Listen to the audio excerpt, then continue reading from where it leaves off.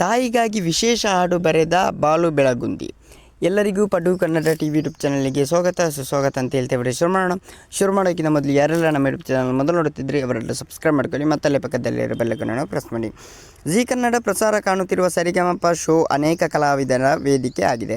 ಈ ಶೋ ಸಾಕಷ್ಟು ಮಂದಿಗೆ ಇಷ್ಟಪಟ್ಟಿದ್ದಾರೆ. ಈ ವೇದಿಕೆ ಮೂಲಕ ಅನೇಕ ಉತ್ತರ ಕರ್ನಾಟಕ ಪ್ರತಿಭೆಗಳು ಬೆಳಕಿಗೆ ಬಂದಿದೆ. ಈ ಪೈಕಿ ಹನುಮಂತ ಮೊದಲಾದವರು ಇದ್ದಾರೆ. ಈಗ ಈ ಸಾಲಿಗೆ ಬಾಲು ಬೆಳಗುಂದಿ ಕೂಡ ಸೇರ್ಪಡೆಯಾಗಿದ್ದಾರೆ. ಮೊದಲೇ ಸಾಕಷ್ಟು ಜನಪ್ರಿಯತೆ ಪಡೆದಿದ್ದ ಅವರು ಈಗ ಮತ್ತಷ್ಟು ಗಮನ ಸೆಳೆಯುವ ಕೆಲಸ ಮಾಡಿದ್ದಾರೆ.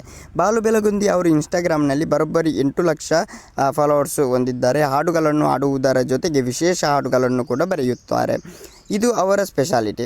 ಅವರು ಕಟ್ಟುವ ಹಾಡಿಗೆ ಅನೇಕರು ಇಷ್ಟ ಆಗಿದೆ. ಹೀಗೆ ಬಾಲು ಬೆಳಗುಂದಿ ಅವರು ತಾಯಿಯ ಬಗ್ಗೆ ಬರೆದ ಹಾಡು ಸರಿಗಮಪ ಜಡ್ಸ್ ಇಷ್ಟಪಟ್ಟಿದ್ದಾರೆ ಅಂತಲೇ ಹೇಳ್ಬೋದು. ಬಾಲು ಬೆಳಗುಂದಿ ಅವರ ಜೊತೆ ವಿಜಯ್ ಪ್ರಕಾಶ್ ಮಾತನಾಡಿದರು. ತಾಯಿ ಬಗ್ಗೆ ಹಾಡನ್ನು ಬರೆಯಲಾಗಿದೆಯೇ ಎಂದು ಅವರಿಗೆ ಕೇಳಲಾಯಿತು. ಈ ವೇಳೆ ಹೌದು ಎನ್ನುವ ಉತ್ತರ ಬಾಲು ಬೆಳಗುಂದಿ ಕಡೆಯಿಂದ ಬಂತು. ಅಲ್ಲದೆ ಸುಮಧುರವಾಗಿ ಅವರು ಹಾಡಿದರು. 2-3 ವರ್ಷಗಳ ಹಿಂದೆ ಹಾಡೊಂದನ್ನು ಬರೆದೆ. ನನ್ನ ತಾಯಿಯನ್ನು ನೋಡಿ ಬರೆದ ಹಾಡು ಇದು. ನಾನು ಎಷ್ಟೇ ನೋವು ಕೊಟ್ಟರೂ ಅವರು ನನಗೆ ನೋವು ಕೊಟ್ಟಿಲ್ಲ. ಈ ವಿಷಯವನ್ನು ಆಧರಿಸಿ ಬರೆದ ಹಾಡು ಇದು ಎಂದು ಅವರು ಹೇಳಿಕೊಂಡಿದ್ದಾರೆ. ಓಕೆ ಗೈಸ್, ಮುಂದಿನ ಸಿಗೋಣ. ಅಲ್ಲಿವರೆಗೆ ಲೈಕ್, ಶೇರ್, ಸಬ್ಸ್ಕ್ರೈಬ್ ಮಾಡಿ ಅಂತ ಹೇಳ್ತಾ ಲವ್ ಯು ಸೋ ಮಚ್.